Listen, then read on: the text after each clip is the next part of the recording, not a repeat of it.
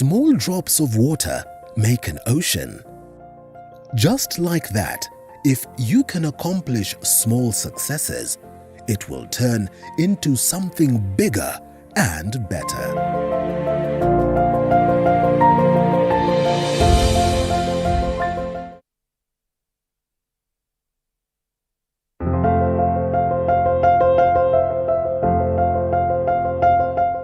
Small drops of water make an ocean. Just like that, if you can accomplish small successes, it will turn into something bigger and better.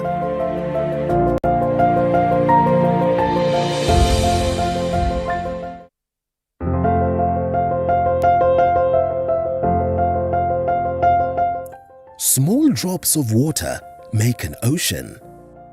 Just like that, if you can accomplish small successes, it will turn into something bigger and better.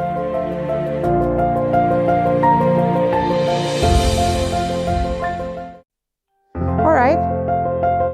Good morning. I hope you are well. And yes, it's a beautiful Wednesday morning. How fast the week is running. It is my hope that you had a beautiful night and you are set to go with me all the way to 9 a.m. as I enlighten you, tell you what is happening in the world of news, so much that has been captured on the papers, what it is that we have worked on as the editorial team, and importantly, that candid discussion that revolves around these key things that we'll have touched on. So make sure that you keep it right here and you are part and parcel of the conversation. Hashtag Morning Cafe at Linda_Alela TV 47K is always good doing this with you as we look forward to a great day. So we'll be having the usual conversation on matters politics this morning, and my guests will be joining me later on, one virtually and one in the studio. But importantly, it is a Wednesday after a very long time. We officially have Tasty Wednesday, and this one is a special edition all the way from the coast. That week that we went to the coast, you can't go to the coast and then you fail to enjoy the best and the goodies of, mapishi ya Mombasa. Normally they say it's totally different, like you would be given the same ingredients, the same food, but you realize that a coastarian will give you something way better than what a kawaida person would do. Well, when I say a kawaida person, then I mean people from these other regions. And so we will be at Bahari Beach Hotel and we get to enjoy some bit of seafood. So make sure that you keep it right here, learn some tips, and thank me later as always. But that should be later at around 8 a.m. going all the way to 9 a.m. First things first, what is captured on the papers, what is on the news, and then we'll get into that different conversation. Once again, my name is Linda Alela. This is Morning Cafe, hashtag Morning Cafe at Linda_Alela TV 47K. I sample some of these comments as we continue with the show because evidently we value your feedback. So what has been captured on the paper? The Standard newspaper, the Daily Nation, and the People Daily. Briefly, and we have the hard copies, we also have the soft copies, but first let's look at this one that we don't have the hard copy. Vicious fight over Ruto's running mate. Mount Kenya politicians believe that the post will solidify their 6 million votes, but others say the region has had its fair share of top leadership positions and should now opt out. Is it going to be easy, as they would say? It's extremely hard to be out in the cold, especially in a scenario where you enjoy the numbers. And so it's going to be hard to root out the Mount Kenya matrix in any formation, in any coalition that will crop up. And therefore, if right at the top, there's going to be someone from a different region, it is obvious that the people of Mount Kenya have said that it is either they are getting the second position or they are going for the first position. They are not going to be out in the cold. How possible is this?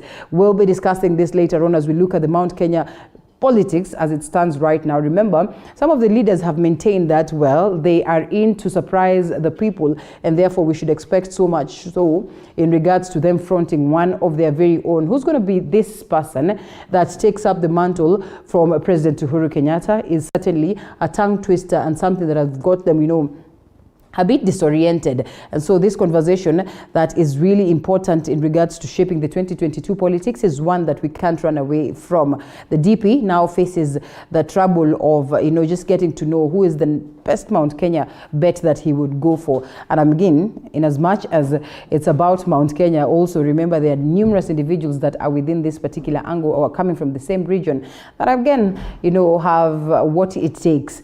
And therefore, in as much as he's going to say that, well, we go the Kikuyu way or the Mount Kenya way, again, who is this one person that he will have picked? Major boost as Uhuru bags about 20 billion for legacy projects. Wow. President Uhuru Kenyatta with, of course, P26 and the United Nations Climate Change Conference, that is the UK, and a couple of other individuals down there. He managed to have conversations and talks in regards to what needs to be done in terms of making the best of the countries that, of course, UK and Kenya. And you realize that so much goodies will be coming our way courtesy of that. That is a story captured on page 15. We'll be delving deep into understanding what exactly then we get out of this. Nowhere to hide in new CCTV policy threat. State to have direct access to what you do in office, hotel, gym, and other public facilities. But just how then will people receive that? Is this going to infringe, into your rights? Because sometimes you say in as much as, well, security is important, your right is equally as important. So when we talk of a scenario where we'll be having all these cameras everywhere, left, right, and center, then you get to a point where you wonder what happens to the aspect of privacy. So it's going to be interesting. Probably will raise lots of questions, but we wait to see what then the state will decide on, as captured on page 9 of the People Daily. Raila makes his mountain pitch, and accompanied by family and a host of governors and members of parliament, ODM leader uses musicians event that is in Muranga upon the invitation of his friend, that is SK Machariam, to explain himself as a friend of the Central Kenya or as a friend of the Central people. A story captured on page 4. It's going to be interesting to watch how best then the people of the mountain will receive Right Honorable Raila Odinga. As many would have said politically, he is very hard to sell in the Mount Kenya region, probably why President Uhuru Kenyatta has not come out clean to say whether he would support him or not. And therefore, this is probably a step towards the right direction. We also what culminated during this particular event. And I mean, nitty-gritty details came out of that. The utterances of different leaders, again, we also learned of so much. So we can wait to see how then, of course, this will culminate. This will open up his, quest, or will make his quest much easier in terms of getting into the country's top seat. Cops arrest suspect of a killing of university girl. This is 8 suspect was arrested in Ruai after committing the heinous act that is in Githurai Estate 2 weeks ago. Pretty much unfortunate. The prime suspect in the July 12th murder of 23-year-old university student Christine Ambani was yesterday arrested in Chokaa area in Ruai, Nairobi County. His name, Innocent Kalio Makoha, who was the deceased boyfriend, lured her to her death in a hotel room. Pretty much an unfortunate case. Let's wait and see what the direction it will take. But then again, it is important that justice then be served.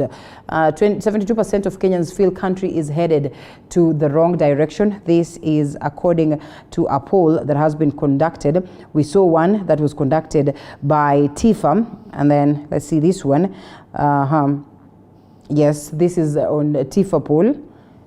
72% of Kenyans feel the country is headed in the wrong direction, and a couple of things that came out as to why TIFA decided to reach onto that. Majority of Kenyans say the country is headed to the wrong direction in a new survey, Trends and Insights for Africa, that is TIFA report released yesterday, that showed only 12% of Kenyans believe that the country is headed in the right direction, which translates to just 1 in 10 people. And so we'll also be pondering more in regards to the same, but reality is that indeed times are tough, and therefore it is important that we are keen to understand how best we can manage to deal with this as a people. The aspect of economy is one that is bringing headache, and this tour that President Uhuru Kenyatta managed to secure about 20 billion big for agenda funding from the United Kingdom.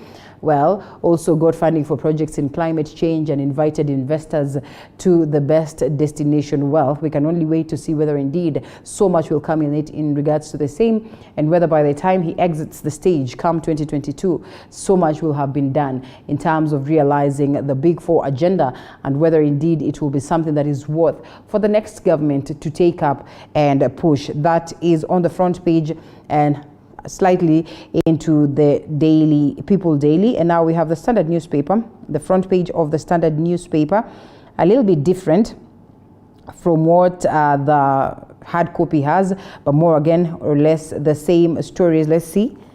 Oh, this is the Daily Nation that I have here, and the Standard newspaper. Yes, more or less the same stories actually. Revealed how NASA will share millions, and 4 estranged NASA partners will share about 153 million out of 489 million from the political parties fund, after ODM had changed their mind, or they have managed to change their heart, even as Raila yesterday stormed the president's backyard with an eye firmly fixed on 2022. He has not yet declared his interest. Well, but we all know that for every individual that would wish to ascend to presidency, it is crucial that you get to woo, quite a chunk from the Mount Kenya region. The story that has been captured on page 4 and 5 will be forming the basis of our conversation this morning. And finally, after a toss and turn, quite a tussle, and you find that Right Honorable Raila Odinga's party has officially accepted that, well, they are going to share the little chunk that they get, or the chunk that they get, with the rest of the other parties, at a point where NASA is breaking, or as many would say, NASA is as good as dead. We all saw the Wiper Democratic Party the other day declaring that they're going to be out of the party as soon as possible. We have seen ANC's Savula saying that, well, there's really nothing much that is there left for NASA, and therefore the big question is, do they get the funding when they're out? It's a lot of conversation, but equally the matrix appears to be hard, and so it's not going to be easy for the likes of Wiper to exit the stage, as per what the registrar of parties said, that none of them has written to them officially to say that they would want to exit. But then again, it appears that their fate is squarely lies on Chama cha Mashinani, where of course we have Isaac Ruto as the key party, in as much as he exited the stage pretty much early to join other coalitions or to join other parties. And this is a story that is likely to bring lots of controversy and equally difference, change the matrix of 2022 politics in the country. And as they would be advised, it's either they are united or they're going to lose this race to Ruto. But just as of course they seek unity, who is going to shelve their interest for the other? We'll discuss that, and we'll look at the numbers and the monies that these parties are supposed to get based on how they are managing their parties, and how, of course, the prominence within this particular party then that we speak of. Time running out on the CBC school reforms, a story captured on page 10. As many would have said, it will be a little bit tough for us to get from this phase of 844 to the phase of competency-based curriculum, and such genuinely has been proven. As you can rightfully say, a story captured on page 10 of the Standard newspaper, it has been quite tough to oversee these processes. At this pilot stage to the next stage, it has been quite tough for the Ministry of Education to get it right in terms of CBC, but they remain adamant that the country will adapt that system over time, where a bag of potatoes costs about 500, and of course at the level of the counties it is quite expensive. The household commodities, pretty much expensive, and Kenyans are struggling to, at least afford a meal a day in their very own respective houses. It is appearing to be tight, but there are instances where it would be a little bit affordable. Maybe one would look at a bag of potatoes and say, 500 is pretty much cheap based on what we have seen, in the current system of, the economy. Well, we look into so much in the international scene. So much is happening in America upon the coming in of Joe Biden, who says now he will tap into Trump's Africa plan. Just what exactly is detailed in this, a story captured on page 30.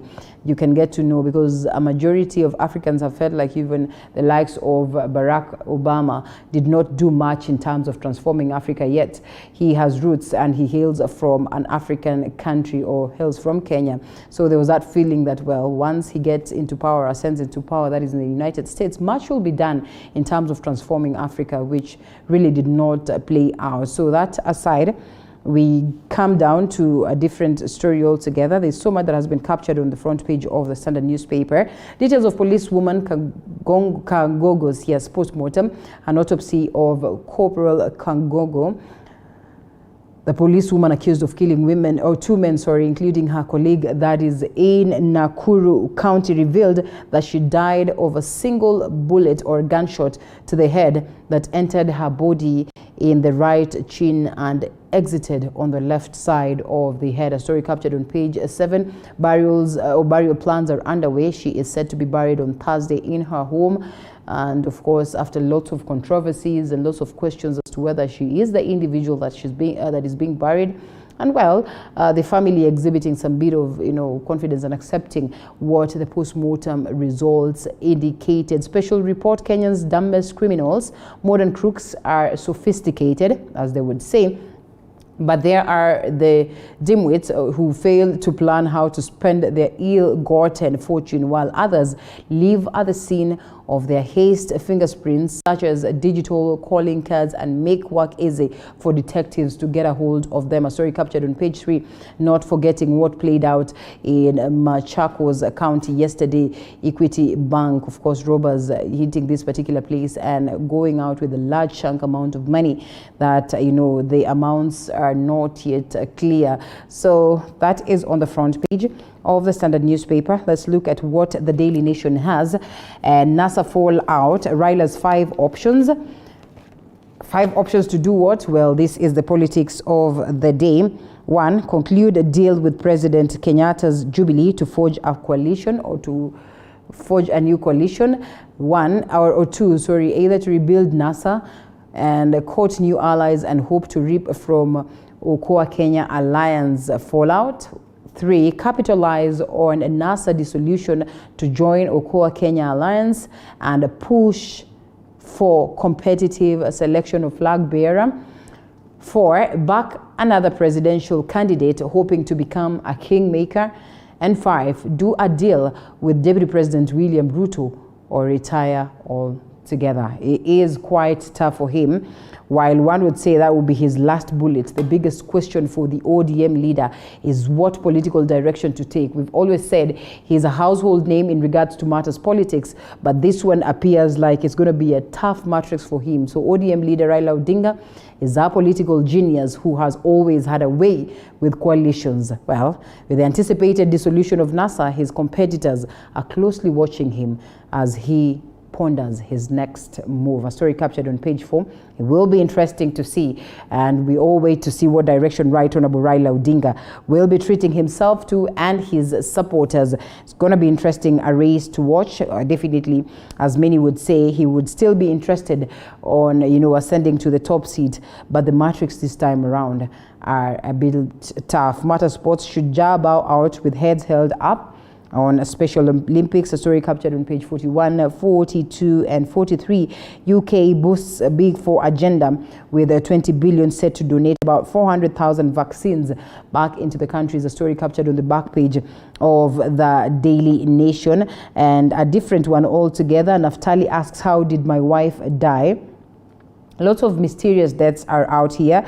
The last time Naftali Mbaki spoke to his wife, Jane Curry, was on July the 13th, and she was at Mama Lucy Hospital where he had taken her the previous day. Now, she died under mysterious circumstances, and 2 hospitals and an ambulance service provider are trading accusations, and no one is willing to tell him how and where she died. A story captured on page 3, pretty much unfortunate.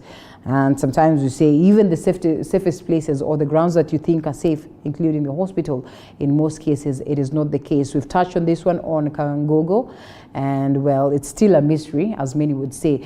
The question is, did police officer Caroline Kangogo kill herself, or was the shot at close range? That's a question that is being asked. Now, the answer to this question could not be established even after post-mortem examination was conducted yesterday. That is so much. In the African scene, will Tunisia, the Arab Spring success story, fall apart? You know what has been happening there.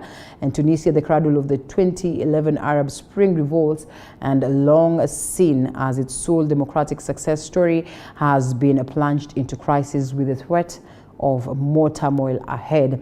You know that the president dissolved parliament and also rooted out the prime minister, and so it's been a state of despondence in this state, and with lots of people going into the streets, you know, protests across the country. Let's wait to see what then would play out, so that we are able to see some level of stability in Tunisia. We always keep saying that if one country is in turmoil, I mean, that it will evidently culminate to the rest of the continent and to the global fraternity. Audit reveals that about 4 billion loss at Uwezo Fund. Well, this is going to be interesting and bad to watch. On March 16 last year, Uwezo Fund paid about 1.5 million for the supply of motor vehicle tires. Now the management procured several brands of sizes, that is about R17, R18, 16 and 15, at respective costs of about 47,250, 50,800, 38,500 and 45,000 per piece from the orders placed, that is somewhere around in January. And so all this are bringing a lot of controversies in terms of these processes of procurement.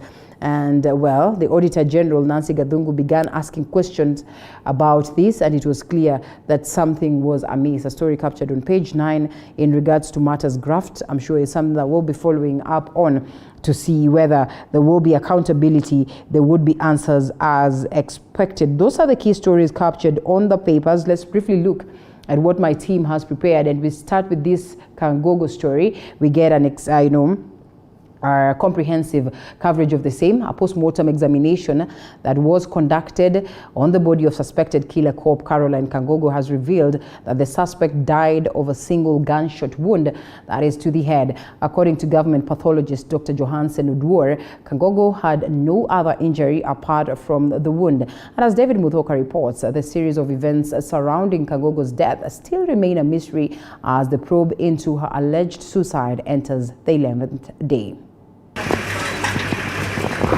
Tuesday morning at the Moi Teaching and Referral Hospital mortuary in Eldoret.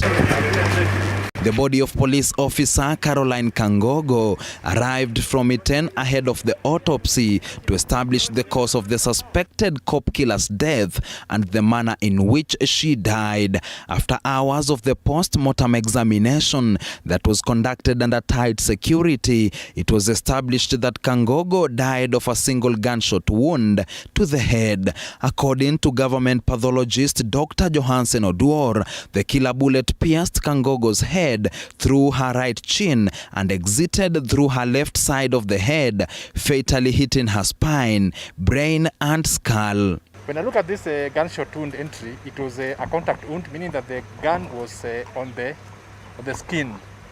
There was what made me thought so. There was a hole which is caused by the bullet.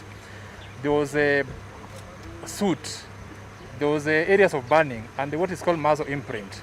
And with fears that the trigger might have been pulled by someone else, Dr. Oduor has stated that a further examination will be conducted on the samples collected from Kangogo's body to determine whether she turned the gun on herself, as earlier alleged, or she was murdered. We will be able to establish this once we've done other investigation which we are doing.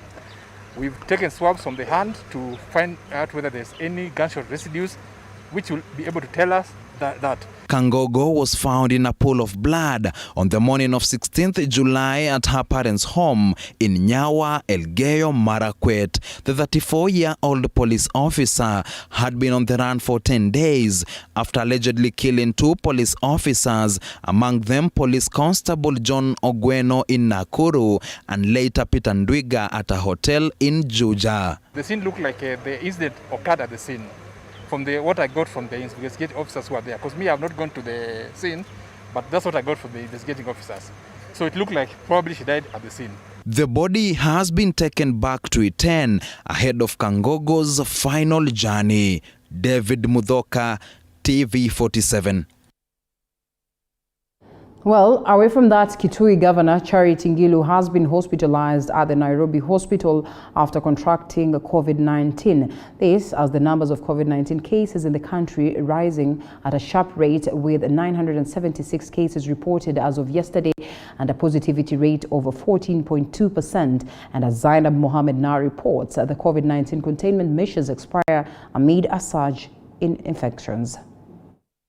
Kitui Governor Charity Ngilu has contracted COVID-19 and is currently admitted at the Nairobi hospital. Confirming the reports, her Machakos counterpart Alfred Mutua says Ngilu's health condition is currently stable. This even as the COVID-19 containment measures expire amid a surge in infections. According to data from the Ministry of Health, in the last 1 week, the country has recorded a total of 4,651 cases, 651 cases more than the total number of infections in the previous week.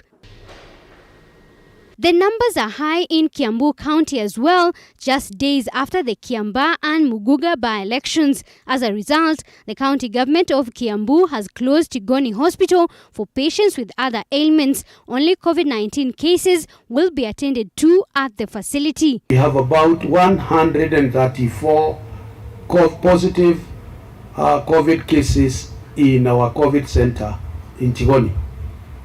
That's probably 30 patients more than we experienced during the third wave.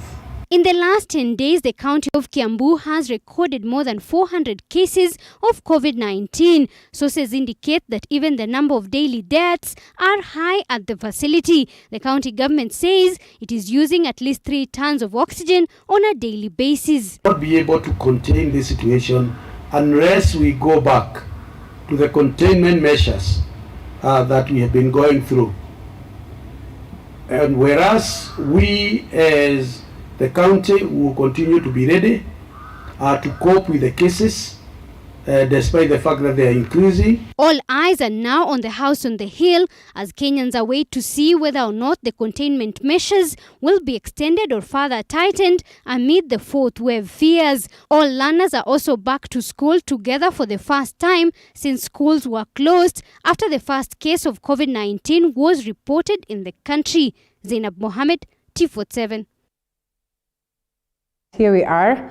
Now, Health Cabinet Secretary Mutahi Kagwe now says the country will lose close to 2 billion shillings after the selling of the COVID-19 merchandise lying at the KEMSA warehouse in weeks' time. Appearing before the National Assembly Public Investments Committee, CS Kagwe has further admitted to some of the irregularities at the KEMSA procurement and tenders, which contributed to the overpurchase, overpricing on the items. Elizabeth Mutuko with that report.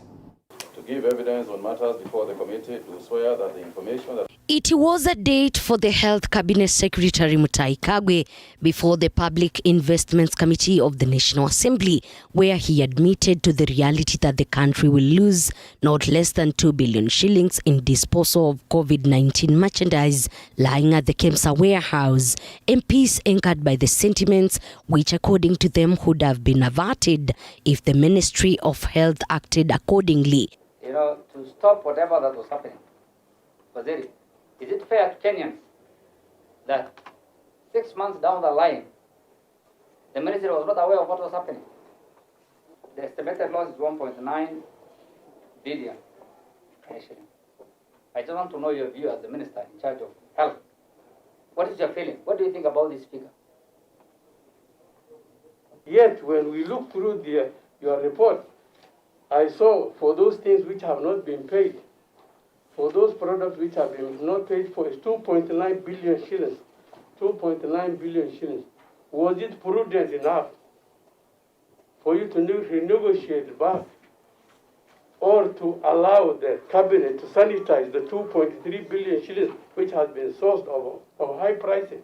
Chair and honorable members, in fact, this is the current because today the NDICC, the National Development Committee on the committee meeting held today, the cabinet directed the disposal of PPEs to avoid loss through expires. CS Kagwe further told the committee that the ministry gave the required advice to the KEMSA board and other relevant stakeholders during the peak of the pandemic in what seemed like the former CEO John Manjari and KEMSA board acted on their own. The question is, once that happened, you're expecting you have a team of technocrats and bureaucrats and people who are really learned in all these matters, and for them to say that, what, this is what we will need.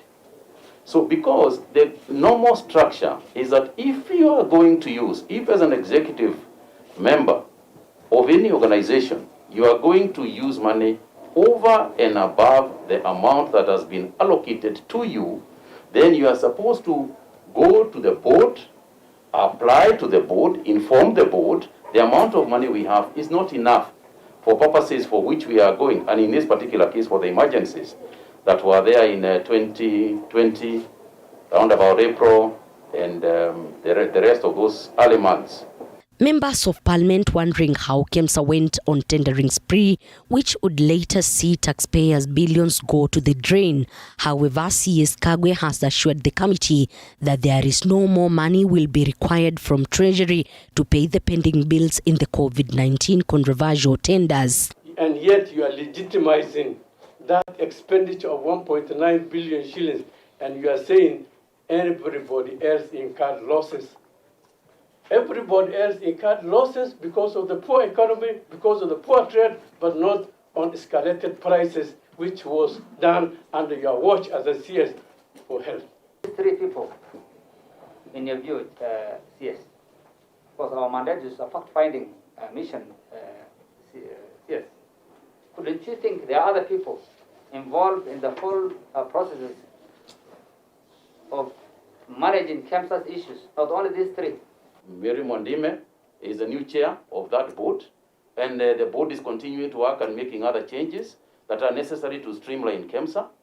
We are aware that we have problems. We are not denying that we have problems, and we will face them and we will deal with them.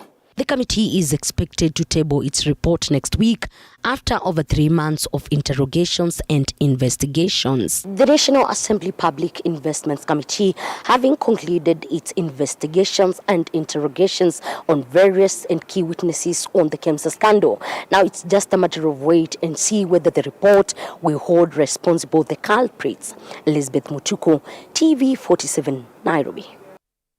Well, to politics now, a section of political leaders from the Mount Kenya region now say that the region owes ODM boss Raila Odinga.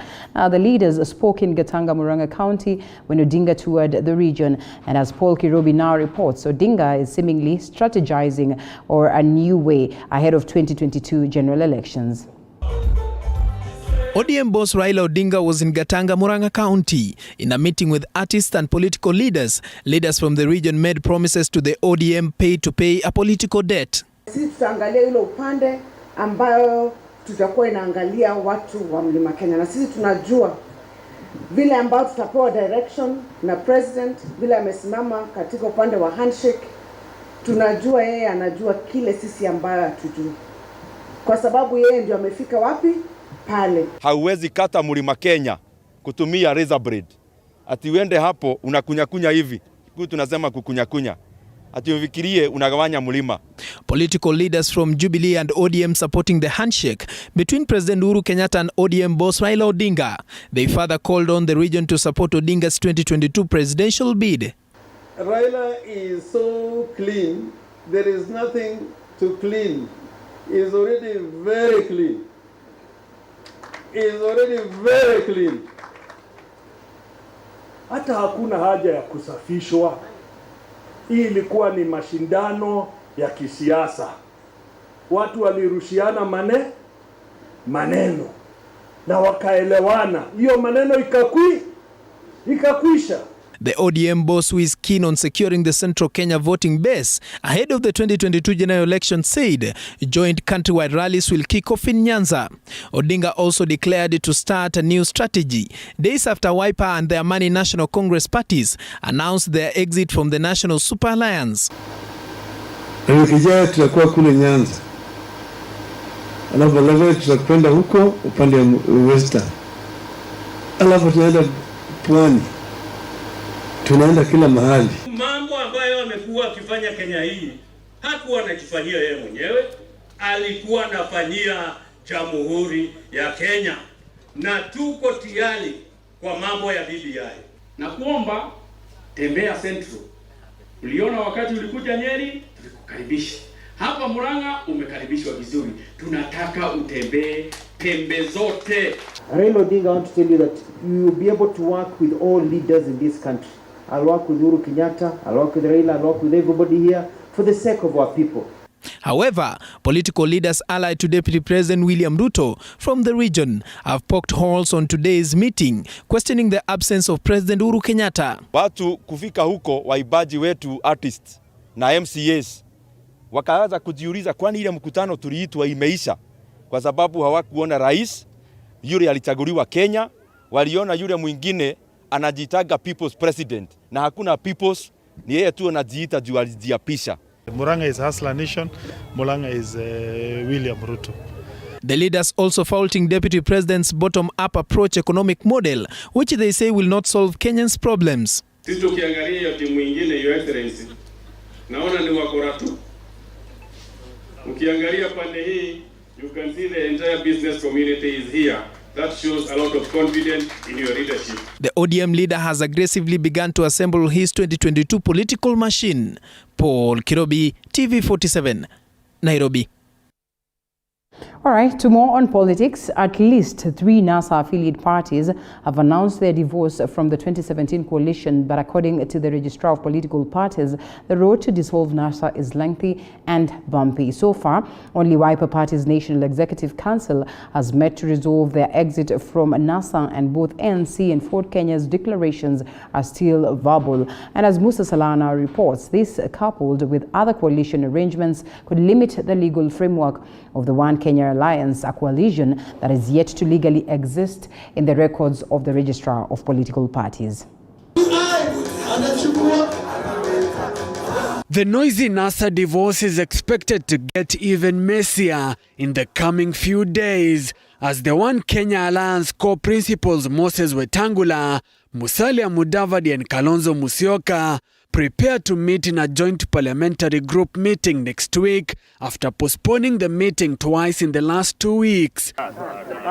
Kalonzo Musyoka's Wiper Party on Monday resolved to ditch the 2017 NASA coalition that handed ODM leader Raila Odinga the presidential ticket following a 3-hour meeting at the party headquarters.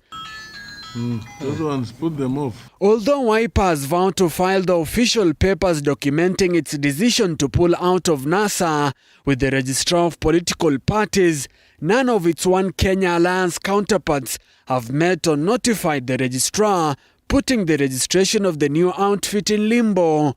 But even as ANC's Musalia Mudavadi and Ford Kenya's Moses Wetangula continue to proclaim the death of NASA, the Registrar of Political Parties would be hand-tied to review the decision of Ford Kenya if at all the party files the decision to leave NASA, owing to the legal supremacy battle for the leadership of the party pending in court. And you've been seeing yours truly here, who fields candidates for Ford Kenya, who speaks for Ford Kenya, who is the leader of Ford Kenya, known, acknowledged. Moses Masika Wetangula is the de facto, the legal, the legitimate leader of Ford Kenya. NASA's coalition agreement that put the quorum for the coalition at least 3 parties could further complicate the divorce from NASA if Ford Kenya, former Bomet Governor Isaac Ruto's CCM, and Chama cha Uzalendo defy the odds to hold on to NASA.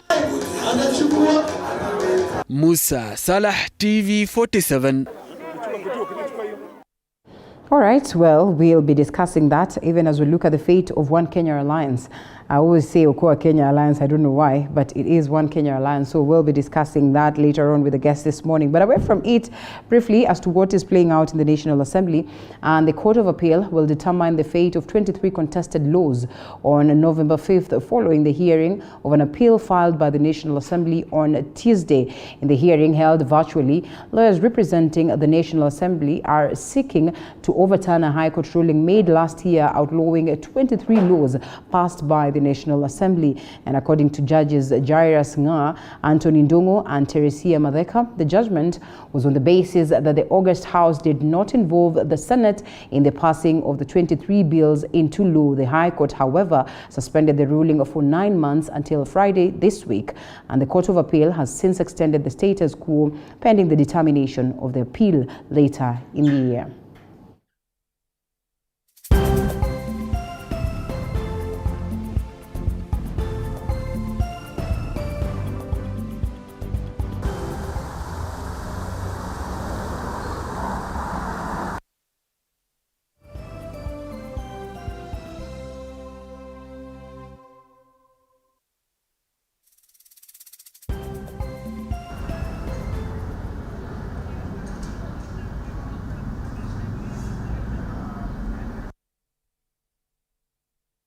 Now, the United Kingdom government has pledged to pump £1 million, which is approximately 150 million shillings, towards upgrading Kenya's infrastructure.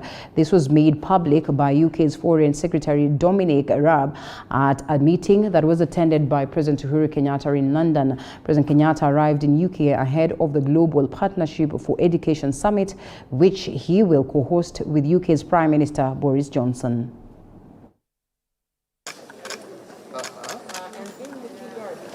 On his first day in London, Uhuru took part in an investor forum that was attended by UK's Foreign Secretary as well as delegates from Kenya. It is during this meeting that he took time to woo investors into the country, saying there are opportunities worth over 500 billion shillings.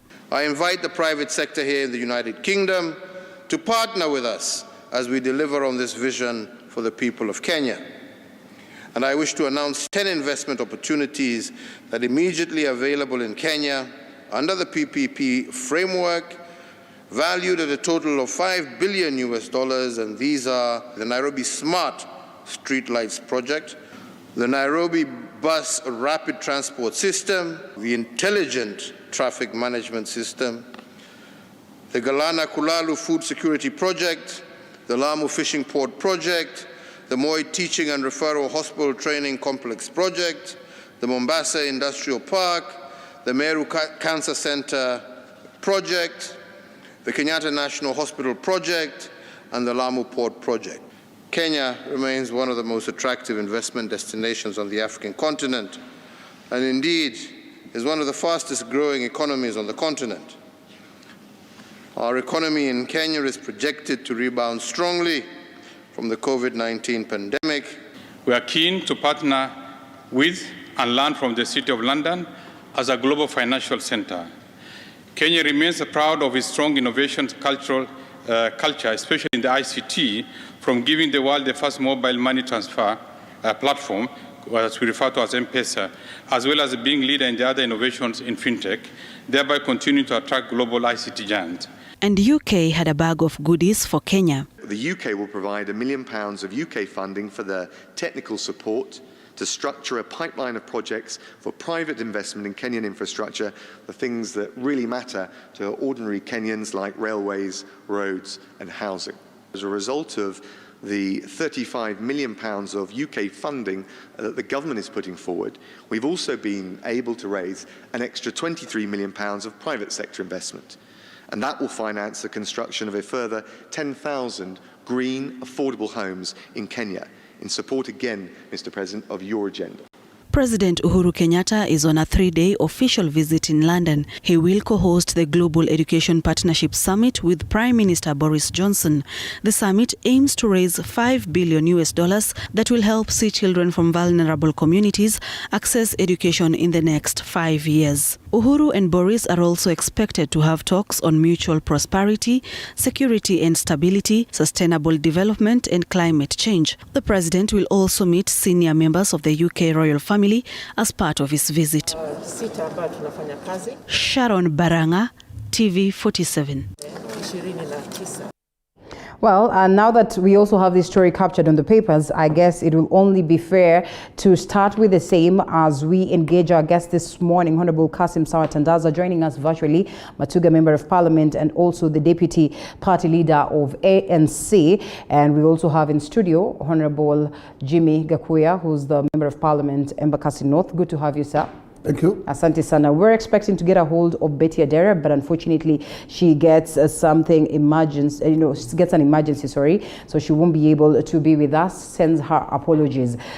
Maheshimiwa, here we are, and interestingly, this story has been captured across. We have the People Daily on a screen. Major boosters Uhuru bags 20 billion for legacy projects, and a couple of other things that he's managed to get for us.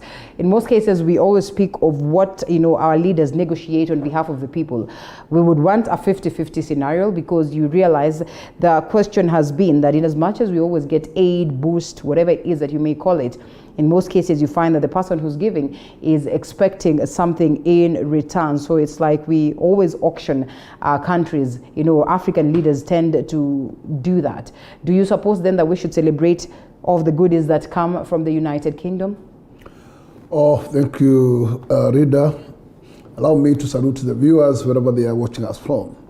Coming to the matter on the daily papers headlines, yes, let me say that I welcome any sort of goodies that comes to the doors of this country. And this particular one is not clear, because we have two different sets of money. Yeah. And one is that you may get resources in what we call grant. Once you gain a grant, that is that is one thing that I can say very, very clear, that in fact is a great or is a great achievement, because grants are not payable back, and grant is like free money. But once you go and get what we call loans, loans have conditionalities, and those conditionalities have to be fulfilled. And as you take loans, it is important, or it's good for you to think twice whether you are ready and what are your desire to utilize with that particular money. And the worst part of it is that you borrow, and you borrow because of a certain project or development. But when the money comes to your hands, then you find that the money is diverted to other use. And especially in Kenya, we have a habit where we borrow, and we borrow for what we call development projects, but only to divert that money to the current expenditure, which is, to me, is not a prudent way of utilizing such kind of monies. Therefore, as the president is negotiating for us, he has the key, and as we speak today, he's the head of the state for this particular country. And I expect that, in fact, he has the duty to negotiate for us, because we gave him that particular torch to be the right of this country. But only that, actually, sometimes I feel shortchanged when his team sometimes lets this country down. And I am sure that even the head of state sometimes, he feels also let down by his team when actually things are not going the right way. But for now, I wish all the best. And we welcome whatever the head of state can come back with. All right. Well, Honorable Kassim Tandaza, good to have you. I hope you are well. I hope the course is doing fine. Now, Before we even get into, the negotiations that go into, what it is that these heads of states think of, what, of course, their respective countries would benefit from, that is when they have bilateral talks. What's important is also we get to understand, well, when they dish out money, where does it go? And President Uhuru Kenyatta still maintains that he is determined to see the Big Four agenda sail through. While we acknowledge that maybe he is constrained with the aspect of time, I mean, he still can push something and maybe the next head of state would pick it up from there. In most cases, it's not always the case. Some of them would come and will come with their own arrangements. Like now, there's a story here captured on page 30 where Biden taps into Trump's Africa's plan. It's not always that the next president will tap into the plans of the previous president. Do you suppose that President Uhuru Kenyatta has got anything left in terms of realizing the Big Four agenda?